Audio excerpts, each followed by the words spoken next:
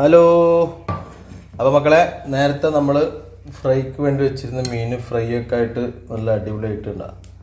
ഡിസൈനൊക്കെ ചെയ്തിട്ട് ഉഷാറായിട്ട് നല്ല സ്മെല്ലൊക്കെ വരുന്നുണ്ടാകും. ഓക്കെ.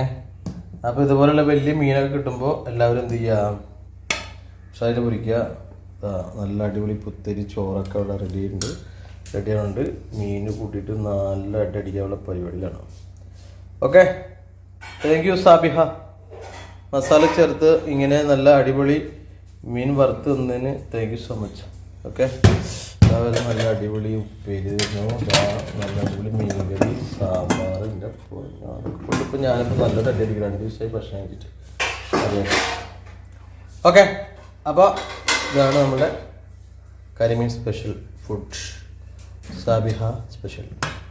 കഴിച്ചോക്കാം. ചോറൊക്കെ ഇടുന്നുണ്ട്. ഇത് അവസ്ഥ ടേസ്റ്റ് പൊളിക്കും.